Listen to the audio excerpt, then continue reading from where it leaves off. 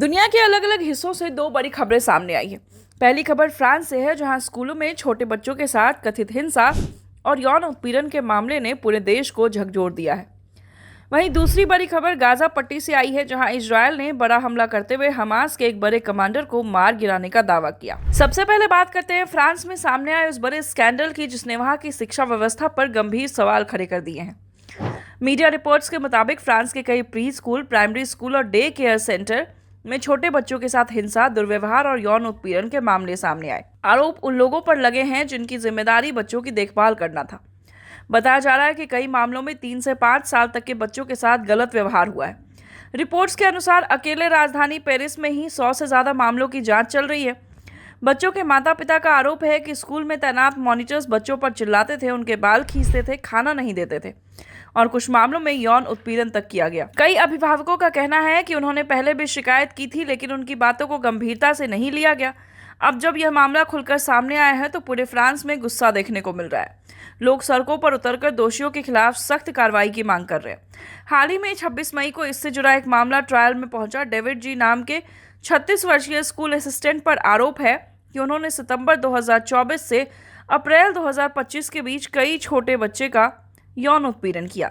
उसमें 2 महिला कर्मचारियों के साथ भी दुर्व्यवहार के आरोप लगे हैं। हालांकि आरोपी ने सभी आरोपों से इनकार किया है।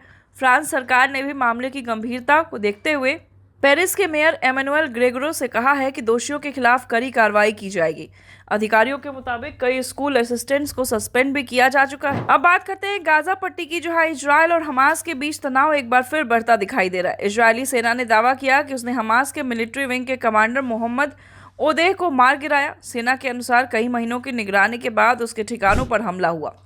हालांकि हमास की तरफ से अब तक कोई आधिकारिक बयान जारी नहीं हुआ, लेकिन ब्रिटिश मीडिया रिपोर्ट्स में स्थानीय सूत्रों के हवाले से कहा गया कि इस हमले में मोहम्मद ओदेह, उनकी पत्नी और उनका बेटा मारा गया। हमले में कई अन्य लोग के घायल होने की भी खबर है। बताया जा रहा है कि जिस इलाके में हमला हुआ वह गाजा पट्टी का बेहद व्यस्त बाजार क्षेत्र था। प्रत्यक्षदर्शियों के मुताबिक लोग ईद उल अजहा से पहले खरीदारी कर रहे थे, तभी अचानक रिहायशी इमारत पर कई मिसाइलें दागी गई।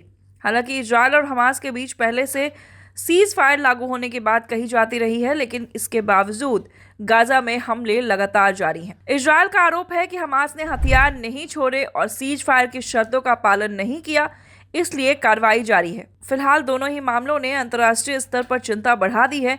एक तरफ बच्चों की सुरक्षा पर सवाल उठ रहे हैं, तो दूसरी तरफ मध्य पूर्व में तनाव कम होने के बजाय और बढ़ता दिख रहा है। फिलहाल इस खबर में इतना ही। दुनिया की हर बड़ी खबर के लिए जुड़े रहिए नवचेतना टाइम्स के साथ।